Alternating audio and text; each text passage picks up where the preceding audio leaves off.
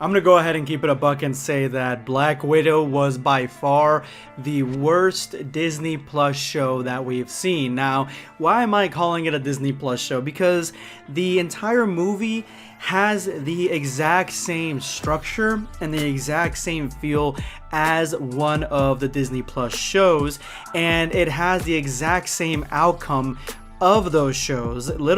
Quite literally the exact same thing.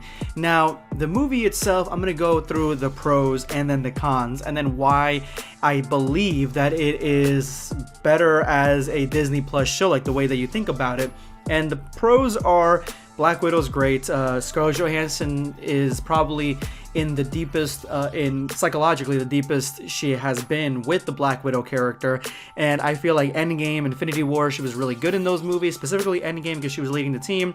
But in this movie, she gets a chance to shine every once in a while because she's not really like the focus of the movie. The focus of the movie is Yelena, which is her little sister. Now, their backstory in the movie was great. I love the whole Soviet American storyline where Soviet spies get sent over, and I don't think they might have just been Russian, but they get sent over and they pretend to be a family for 3 years, but they're all spies, and then they commit acts of terrorism and stealing information. And at that point, you find out that they were actually the good guys because they were taking information from Hydra.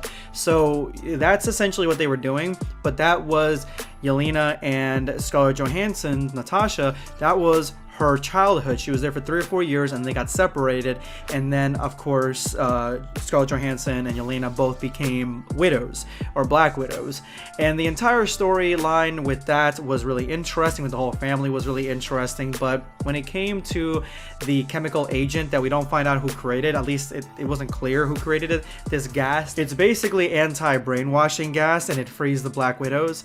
That whole storyline plus the evil villain at the end gave me really like Me Too energy, you know, like the evil villain at the end looked exactly like Harvey Weinstein. So I feel like that's like the direction they were going, and Scarlett Johansson just talked about how if Me Too didn't happen, this movie would have never happened, and that's why this movie's right on time, not late.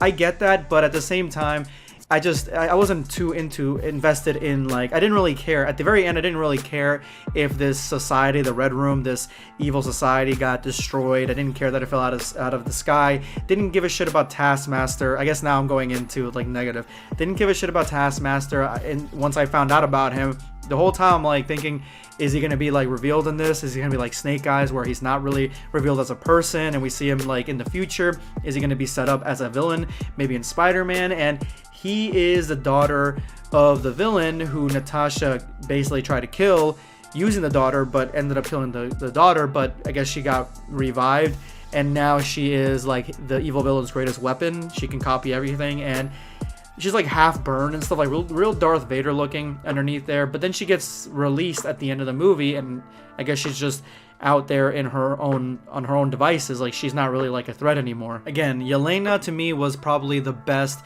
new character in the entire thing. She was witty, she was fun, she had a lot of sarcasm for somebody in her position, and yeah, she, like, there was a lot of heart for that character. So I felt like the movie was really building that character up. It was like her origin story for what the future is to come. And her family, the mother I really didn't care too much about, but the father, who is Red Guardian, basically a super soldier, a Soviet super soldier, is interesting. I want to see more of him, but I feel like he didn't have a chance to shine. He was like a much more powered down version of both Winter Soldier and Captain America. Like, he just didn't seem as strong or as smart or as skilled, and that probably makes sense as to why he was sent to prison over the death of the daughter or whatever, because of the fact that he's not really like an asset, I think, you know. And so I liked him. He was funny. He had good scenes, but I want to see more of him in the future. This entire movie leads up to Yelena being revealed as working for the chick that recruited evil Captain America, which is from the Falcon and the Winter Soldier show. So she got him. She's got Black Widow, I guess another Black Widow, and now we're seeing where this is going, where the movie kind of built up another character and gave us another Black Widow, similar as to WandaVision giving us another Vision. We have Captain America, Winter Soldier giving us US Agent, and now we have two Lokis in Loki. So this is kind of what this show is this movie did, and that's why I feel like it's like an entire series of Disney Plus crammed into one movie, and that's what makes it like the worst out of all the Disney Plus shows. Because when you go up against WandaVision, which was great, Falcon and Winter Soldier, and Loki, it's not even anywhere near that realm of good. Even Falcon and Winter Soldier had some good portions to it and some bad ones mixed in there, but at the same time, I still would prefer and rewatch Falcon and the Winter Soldier over Black Widow. I don't think I'd watch Black Widow again.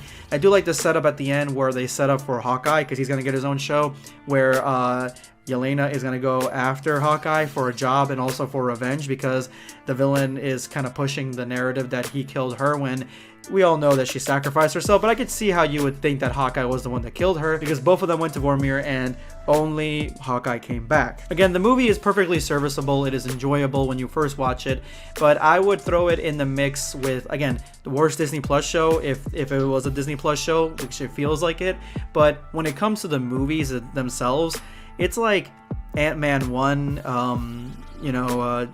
Ant-Man 1, Doctor Strange, just Thor, Dark World, like even the first Thor movie, like it's around that neighborhood where it's like it was fun, enjoyable, but not the best movie. Like I really clocked out at the ending. Like I was just kind of bored at that point and just not really into the story. And yeah, it's all right.